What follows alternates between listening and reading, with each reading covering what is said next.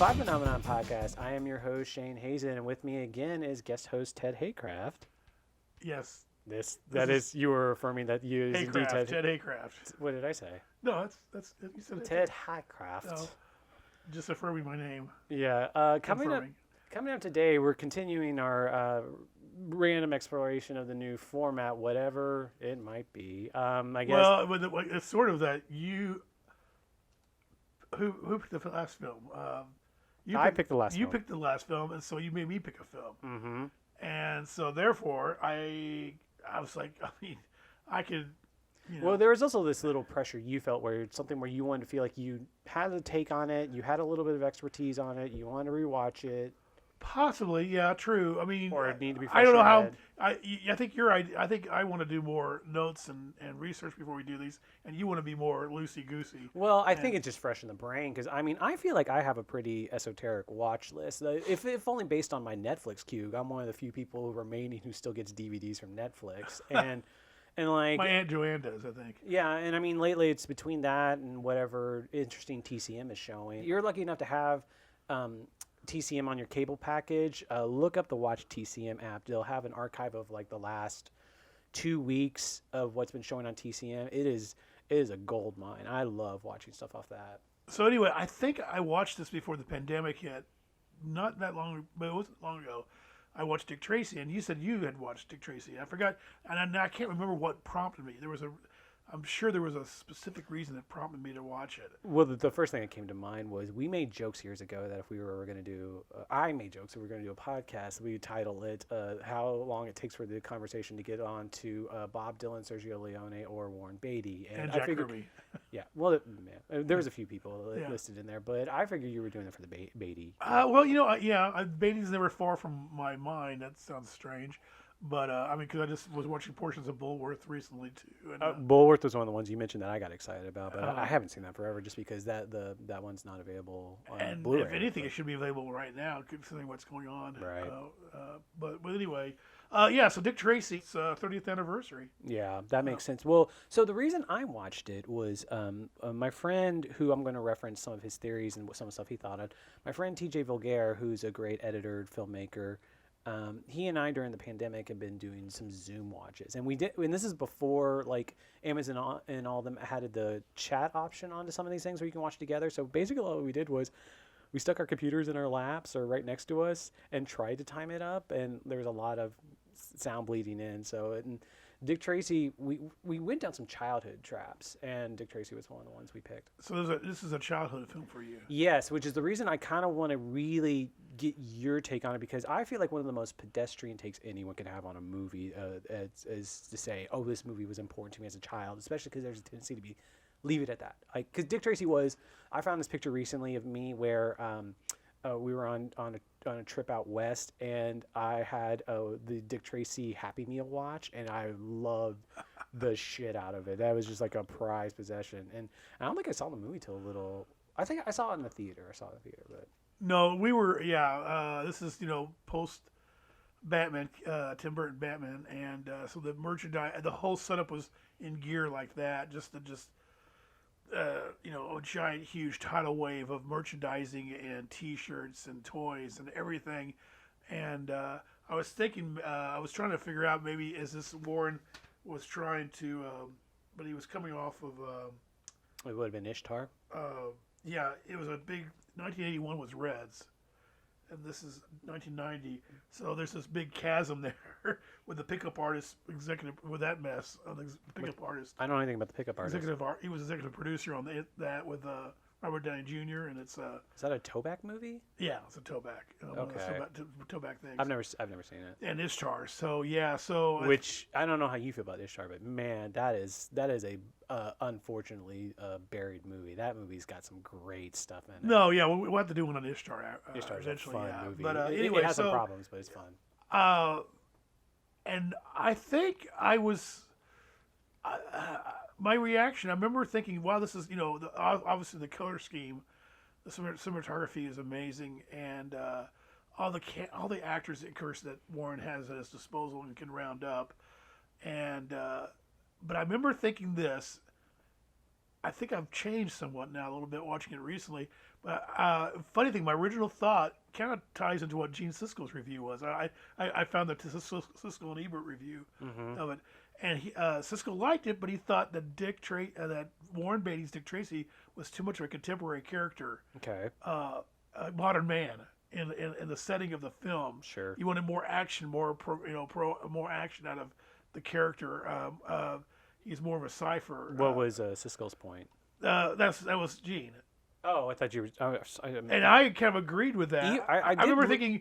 I remember thinking. My initial takeaway, and I kept for this for a long time, was I like to watch Warren Beatty. I like his persona, and he's kind of. It's a very typical Warren Beatty persona. But he's the modern eyes. But he's not Dick Tracy. Well, and then that kind of fits in what Siskel's saying. Putting more of a analytical spin on it. Well, the other reason I wanted to talk specifically to you about it, because my take on it is always how I've remembered it from years, even as I started paying attention more to film, is that feeling. It's so hard to talk to people, comic book movie watchers right now, and try to put them in the mindset of where comic book fans were watching movies in the 90s or 80s. Like, there's the period where, Marvel movies were terrible until Blade, and they sold them off for peanuts. Well, you know what the first Marvel feature was? Which? The very first Marvel feature film? Just go ahead, Ted. Howard the Duck. Oh. So that cat started.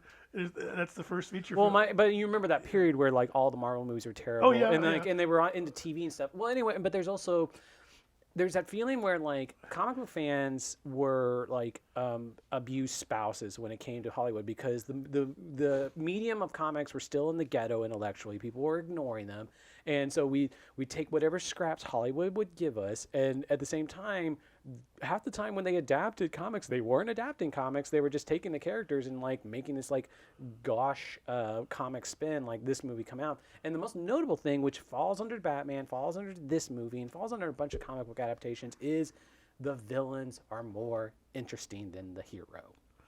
Yeah, but the interesting thing is that with Dick Tracy, Warren, watching it again and thinking about it and seeing some other thing, reading some other things, and watching some other things, I've come to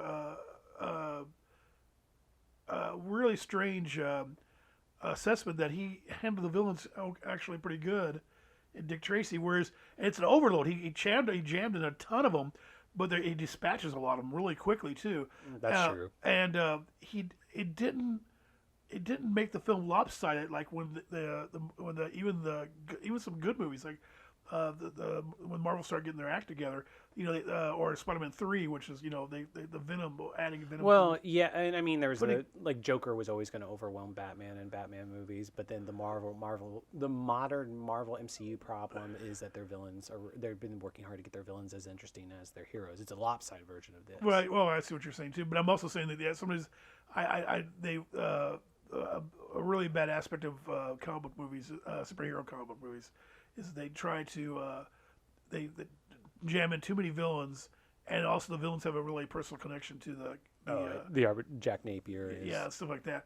And whereas I think Warren and the screenwriters were able to maybe get around that and figure it out how to work it. Well, I was going to ask, because one of the most notable things I know of the movie from a comic book standpoint, I know nothing about Chester Gould. I was going to ask what you knew about him, but I remember there was this really cool, I've seen online this really cool graph of all the Dick Tracy villains, and there's just the face designs he draws. It's weird how he can do so much with so little. There's so much variety in these villains. Well, he started out one way. It's if you look at the early 30s stuff when Dick Tracy started, and then you look at his stuff in the 60s, and when he's getting an old age, it's evolved, and a lot of shortcuts or something. Well, yeah, and it got cartoony too, very and almost a caricature, and then a lot of cartoonists and illustrators go through that. The one interesting thing I have, which we talked about briefly for this, is I had heard about this for years, but I just found this on YouTube and watched this right before, is in 2008, Warren Beatty did a TV special that aired on TCM of Dick Tracy coming back. I forget, it's like Dick Tracy Returns or something. And I watched it for the first time, and I remember hearing about it when it first came out, I'm thinking it mythological because it was one of the two cinematographers on it is Emmanuel Lubezki, Chivo, from and 3-time Oscar winner. And the thing of it is, when you watch it, I cannot explain how bizarre this whole thing is. It's basically Beatty wearing his Dick Tracy outfit in 2008, and he sits down with Leonard Maltin to be interviewed by Leonard Maltin on what looks like a Charlie Rose set. And so for the first like 5 minutes, Warren Beatty just talks about how young he looks. And then at one point, then they go through a film history of Dick Tracy. They go through some Republic serials, which were really interesting, and then RKO took it over. There was a TV show in the 50s or a movie in the 50s, and the RKO ones were very film noir based. But then there was a failed pilot in the 60s, and then it jumps all the way to. Yeah, the pilot was going to be done by William Dozier, who did Green Hornet and Batman. They said it was off the success of Batman. And they're really there was a really cheesy. I don't even know how to describe a cartoon series in the early 60s where Everett Sloan voiced him. You're kidding. From Citizen Kane. Yeah.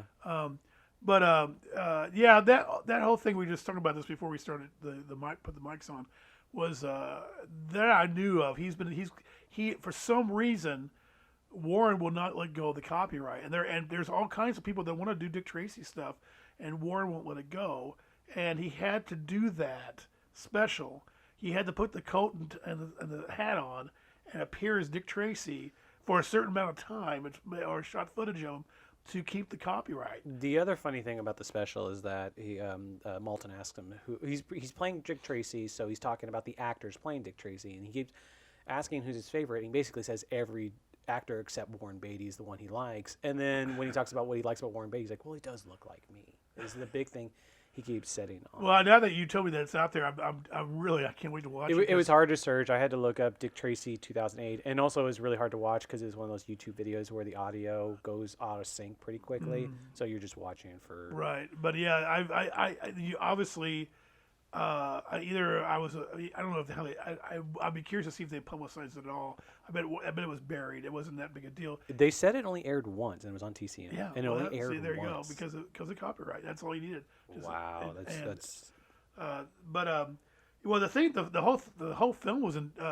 It wasn't a Beatty project originally. That was the next thing I was going to ask you about. So when I was looking this up, the directors that were originally supposed to be doing it. Speaking of your coterie of favorite directors, at one point Beatty was going after Scorsese for do this, but the one that had developed it for the longest time was Walter Hill.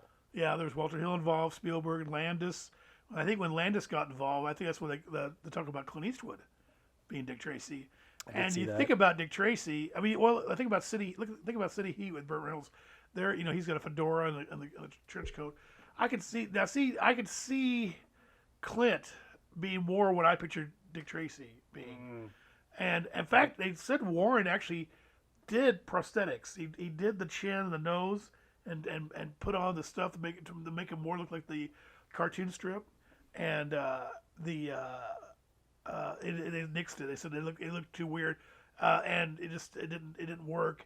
And so therefore, you get the normal Warren Beatty face in the movie amid a bunch of villains wearing prosthetics. Yeah, but it's funny because when Al Pacino, you think I think I let Al Pacino go. I think I was reading what somebody I think it's Siskel or Ebert. One of them said it looked like he was a Corleone mixed with Hamlet or Macbeth, Richard III. The one, the Hunchback. Okay, Hamlet not so much. Well, because Pacino also Richard played III. Although he played Richard III after. Yeah, Richard III mixed with the Corleone. Wow. I thought, okay, that's pretty good. So I did want to mention this real briefly, because when I told my friend TJ, who I'd watched this with, that we were watching this, he needed to get across his pet theory. I'm going to run past you. Sure. So there's a scene in the middle where Big Boy's trying to figure out territories and what he can do, and there's a Godfather reunion. There is Pacino sitting there with James Caan, and James Caan, they haven't overlapped in a movie since Godfather 2, have they? Pacino and Caan? No, I don't think so.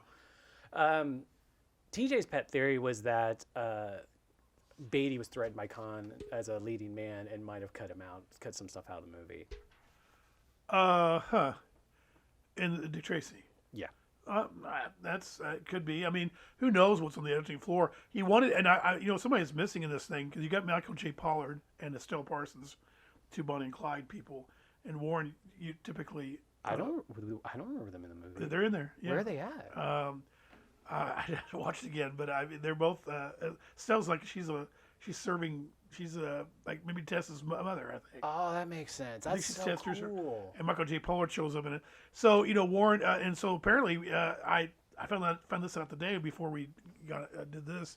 Hackman was offered a part and turned it down. Do you know what it was? No, I have no idea. That makes sense. There's so much star because power in Gene this movie. Gene shows up in Reds in a small part. Yeah.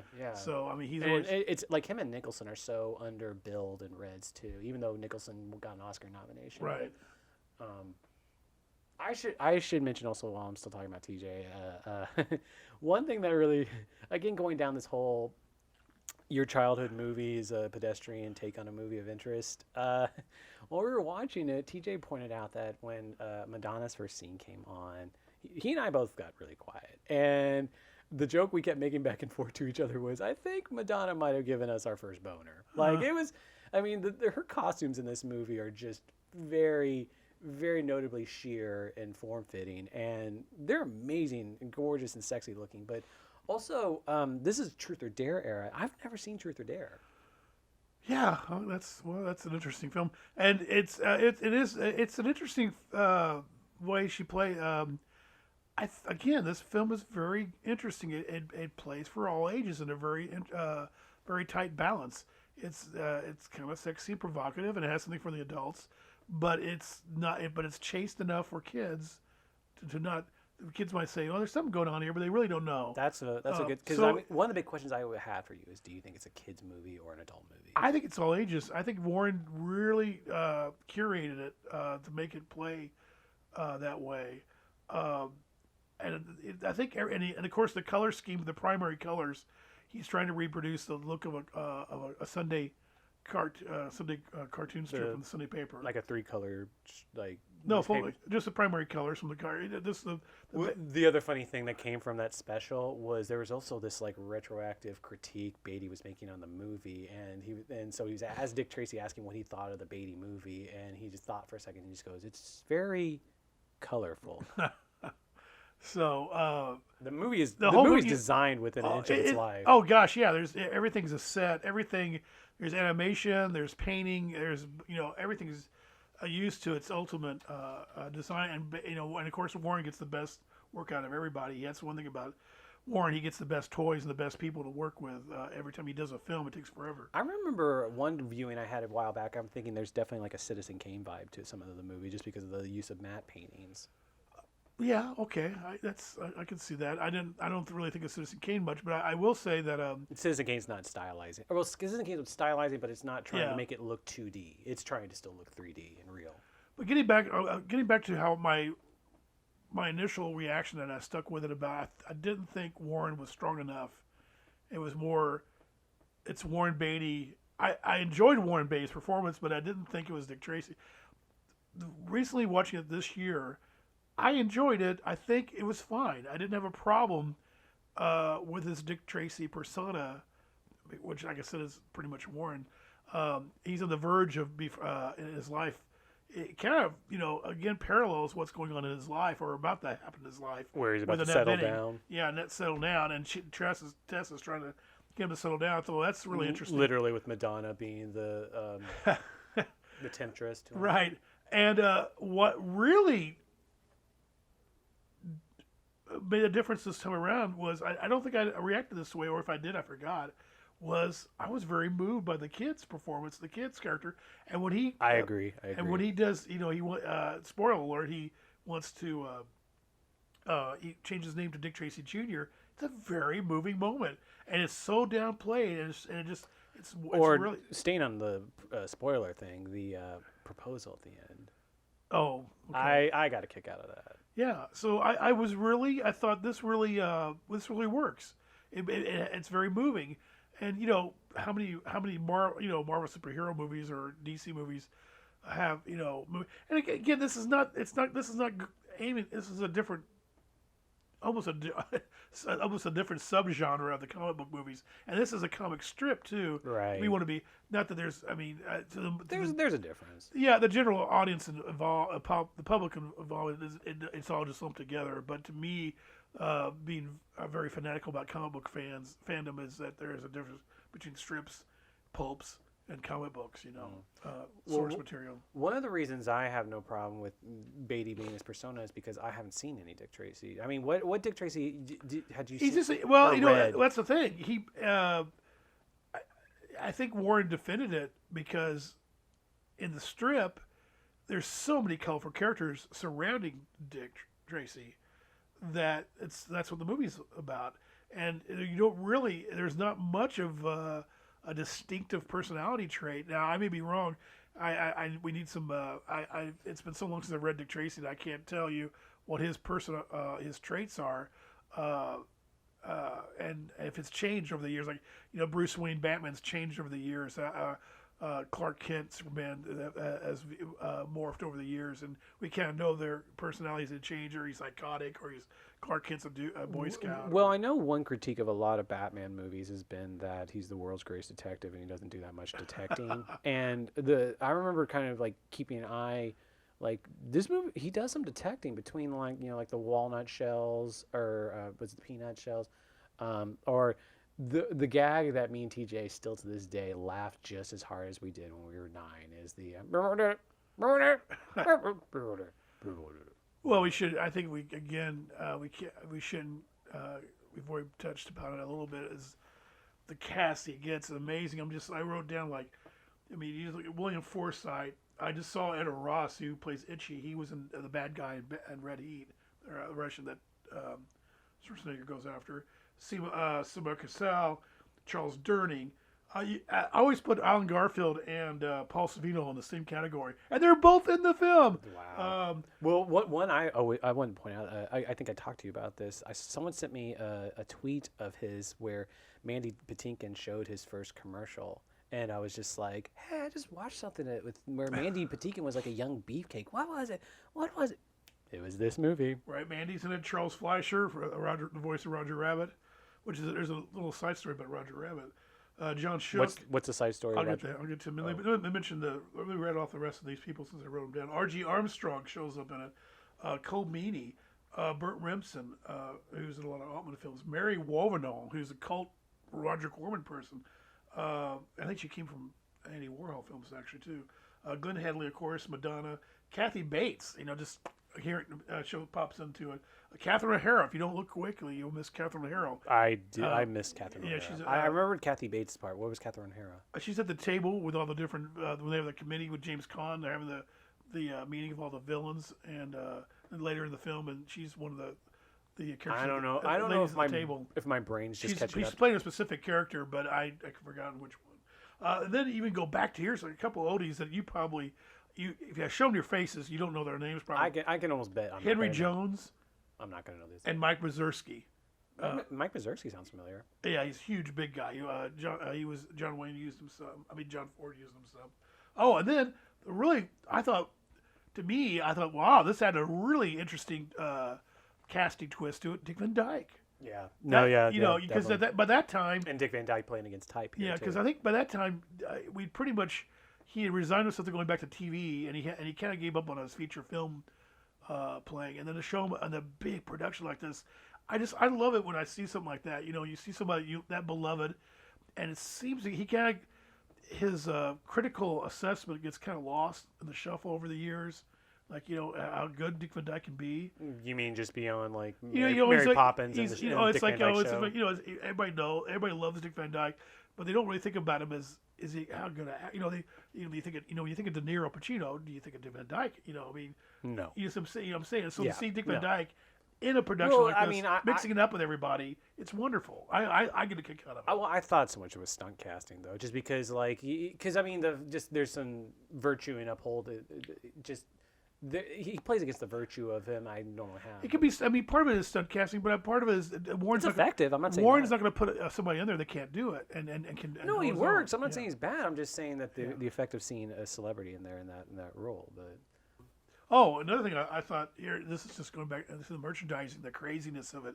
I love the after once we got the Michael Keaton Batman out of the way, we actually got finally, instead of just because soundtracks sometimes have gotten to a point where they're just the needle drops in the movie and no score, and you couldn't get the score. You couldn't go out to the store and buy the score.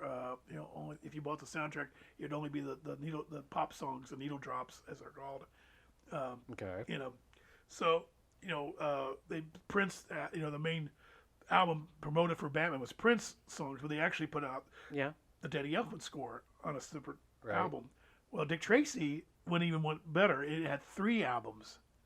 It had the Madonna-inspired album. There was the Sondheim one, and then an Elfman score. It's the Madonna one. There's the score by Elfman, which of course we haven't talked about Elfman yet. Yeah, that was going to be something I definitely wanted to talk about. And a third one was all the needle drop songs in it. Sondheim only wrote he had limited numbers, like 5 or 7 or something like that. But there's there's some old songs from the Depression era and 30s that are used mixed in the movie.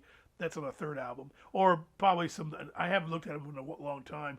Could be some songs that evoke that period that were not even used in the movie, But they put out 3 different official soundtracks for that. Going along with the Elfman score, I think one of the notable things to me is that the first Batman score, he was doing well with Pee-wee, and he did Beetlejuice, and he did Scrooge, but this is where he was doing that year's Darkman and Edward Scissorhands, all 3. And Nightbreed, he did the Clive Barker. And I remember I got to a point. And Flash TV series. Well, my point is that the first one is just such a bold, amazing, full orchestral score. It's innovative, but at the same time classical. It just combines so many classic Hollywood Steiner tropes. and Ringhall. Korn Gold. But then this is okay, he's so good at that. Let's get him to do it again. And it's the first time Danny Elfman's just like, do it again. Or they just have someone who's like, come on. Well, the Flash score would be another example. Yeah, Flash is similar to that. With the Batman animated series, they decided to Hollywood. It's being still Hollywood, good. It's still good. I'm not gonna say. Yeah, but I'm agreeing. I agree. Hollywood. I got tired really quickly. I was like, okay, and Spider-Man. Did you do the first Spider-Man or the second Spider-Man? He was a Raimi guy until he got fired. Spider-Man 2. Yeah, and I'm just thinking, okay, Hollywood thinks this is what superhero music is, and it's fine. It was nice and cool at the beginning, but it did get a little tiresome after a while. I mean, and I love. Well, and this is still where it's still a little fresh, but they're repeating. Yeah, kinda. But it's still great. It's still great. No, yeah, everything. Everything is. That's the thing about Dick Tracy. It's so funny. It doesn't get. It doesn't. It seems like it should get more love than it does. Than it does, because it's top drawer across the board. Now whether again maybe the sticky point is Warren Beatty being the character of Dick Tracy, but everything around it is just so amazing. And like I said, I'm watching it again. I actually got emotionally moved, and I actually was watching some analysis of it, by this one people how the color scheme actually there's some interesting things done. Not just to make them look really cool, but there's actually some narrative things done with the color that I don't think I picked up on. What did they say? The color purple that is associated with the what's Madonna's character's name? I can't. Breathless Mahoney. Breathless Mahoney. There could be the color that was used to tip off who she really is. Okay. And I go, oh. Well, we're skipping around around the of the one of the unsung heroes of Dick Tracy, which is a lot of the unsung hero of a lot of Warren Beatty-directed movies, and that's cinematographer Vittorio Stark. One of the great. He's a cinematographer who he's done in the last few years. He did he did that sci-fi Dune miniseries. He's done a few Woody Allen movies, but he hasn't not done much the last few years. Yeah, that is interesting about cinematographers. I don't know if I need to look this up closer, but it seems like it's almost like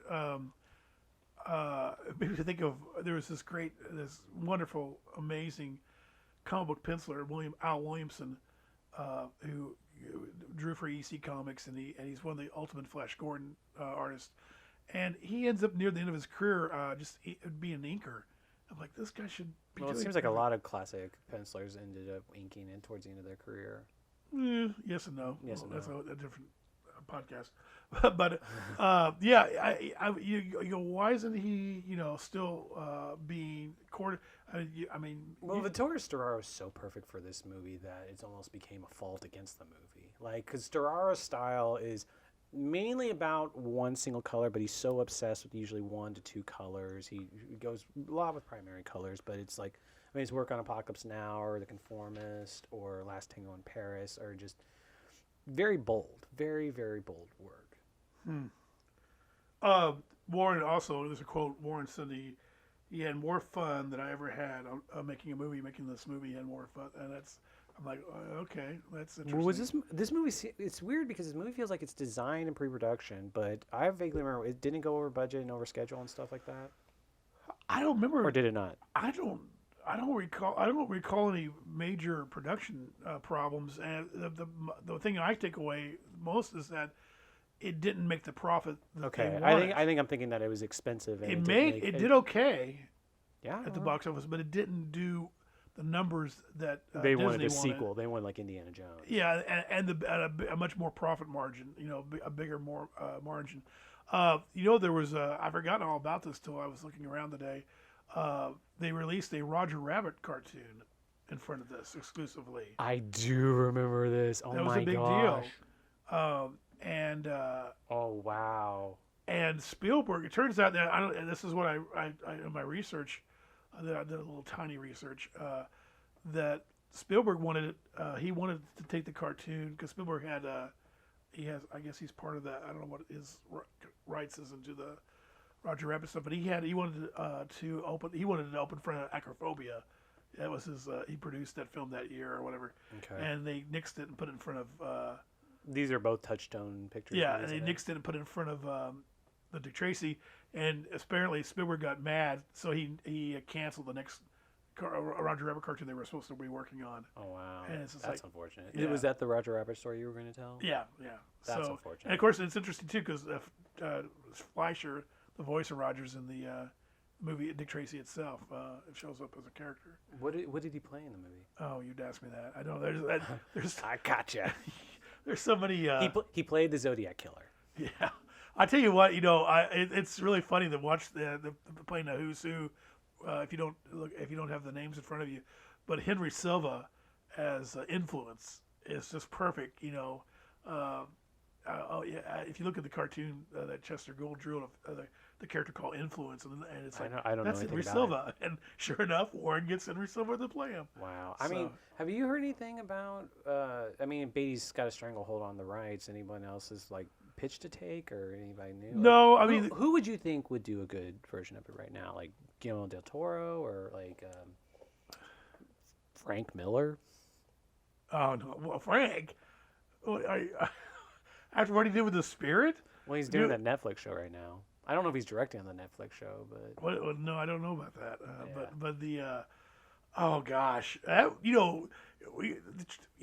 tackle The Spirit for a podcast would be really interesting. We should do an episode on The Spirit. That movie literally has a kitchen sink in it. That's Oh. Well, I always compare The Spirit to me it's a car wreck. It's the car wreck's so bad, terrible, and the worst thing that can happen. But you can't take your eyes off of it. That's a fun car wreck. That movie is the first time I've heard somebody say it's a fun. It's a little trying. I'm not gonna lie there. It's trying. I haven't been back to it since the theater. I haven't. I remember I was still working in the theater, so I saw it a bunch then. But there you go. Yeah. I just remember Samuel L. Jackson alone was worth the price of admission on that movie. Again, I need to go. I fasten my seatbelt and watch it again. So, I was going to tell you. I didn't know time wise. We don't really have time to go into this, but Ted, we got all the time in the world. Well, quote James Bond. That's where I was going with that. I did a talk on this once, but the history of comic books and comic book adaptations, the movies, the cinema history, and the phases. And I had it down to I think 4 phases, but now I've actually got 5 phases. Are you curious? So do you have time to go through? Go. Yeah. Phase 1 is from 1900 to 1965, and it's mostly serials, the Fleischer Superman cartoons. There's not any really feature film adaptation. there's some comic strip stuff adapted. Or there's little Abners and stuff, and the Dick Tracy films and stuff, but nothing huge.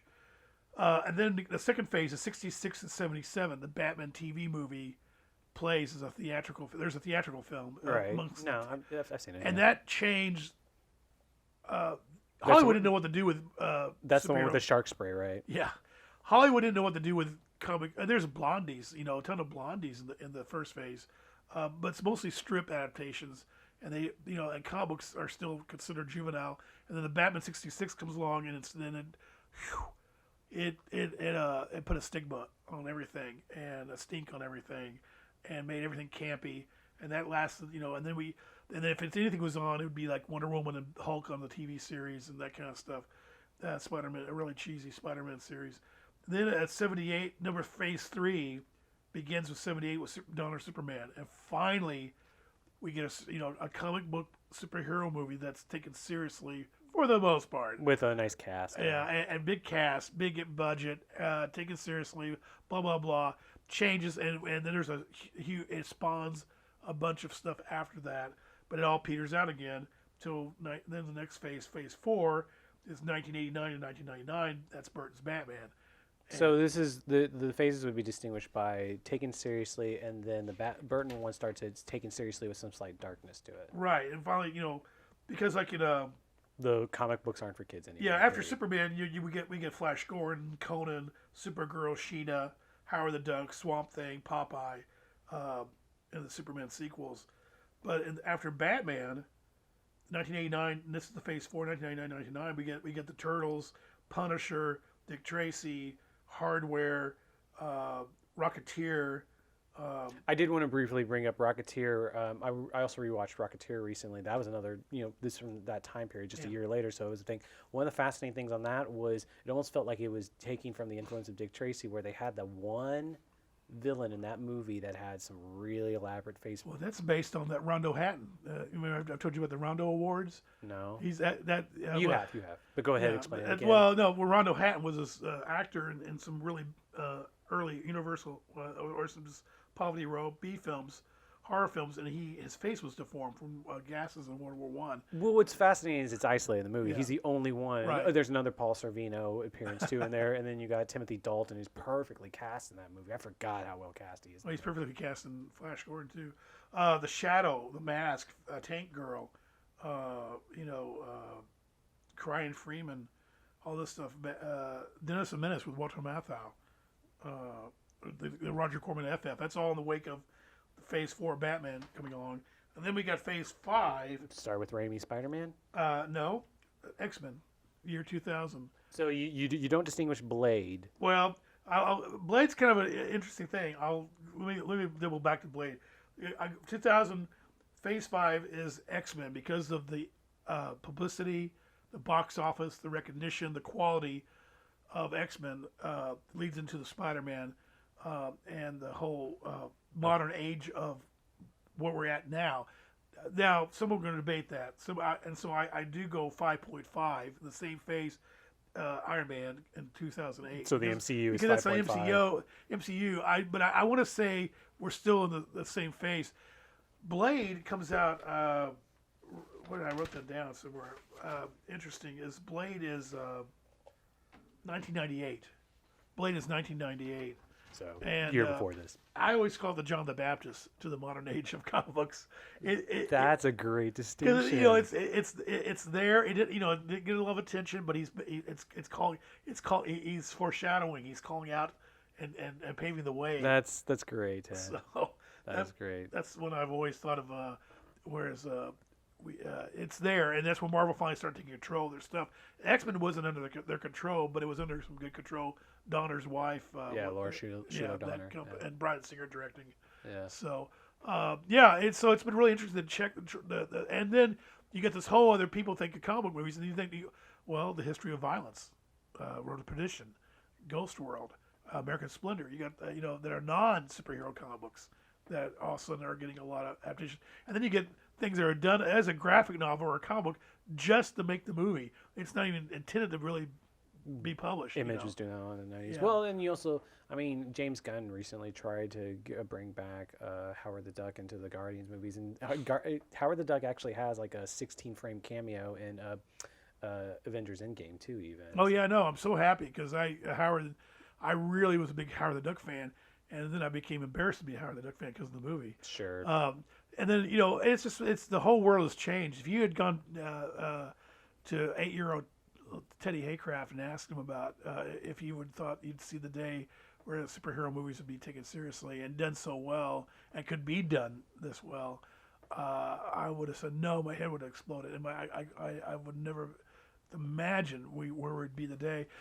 So let's go ahead and wind down. I mean, I want to reiterate. I just think I'm glad you picked this. Like, I guess Dick Tracy, because I've seen it so many times. I saw it when I was young. It's been loaded, but when you watch it again, I don't know. It's a great example of getting why we can't have good things. Like everything about this movie, kind of, it's hard. It's finding faults with this movie seems like just being picky because the things that work about this movie work so well that we almost take it for granted. It really works, and I think it's been overshadowed and forgotten and maybe punished in a way it shouldn't be punished. Warren Beatty's such a big personality, and then other issues, the Madonna thing or the copyright issue, which were all whatever. Stuff at the time. Yeah. But not 30 years later, that stuff aged well. Yeah, and I'm like I said, I was emotionally moved by the scene with him and the kid, and the music. You got great musical numbers, yeah, and let alone the score, the Sondheim, and then you got amazing. Pacino was nominated, I think. Wasn't he nominated for that part? That sounds about right. But I mean, you got all these great parts, and Warren, he loves Hollywood. Takes forever to get off his butt and make a movie, and then sometimes he'll stumble with it. But I think he did a really great job with this. I think it's worth rewatching, and now hopefully, I just wish he'd do a special edition. That's another frustrating thing is like this really deserves a special edition with all kind of bells and whistles, and it's just a plain wrap Blu-ray out of it on it. As does Reds and Bulworth. Well, there was actually a short. There is a sort of a. I don't know how long it is, but a pretty lengthy documentary on the making of Reds. It could be more. I've never seen that. Oh, it's on the disc. Wow. I don't think I've seen that. On the DVD anniversary disc. That's cool. Yeah. Well, Ted, I mean, any last thoughts? No, just everybody go watch Dick Tracy again. You'll be surprised, I think. Dick Tracy's currently, I saw it on HBO Max. I know that's its streaming option. I don't know. I think it's pretty inexpensive on Blu-ray and DVDs. So, Dick Tracy, check it out. Thanks for listening.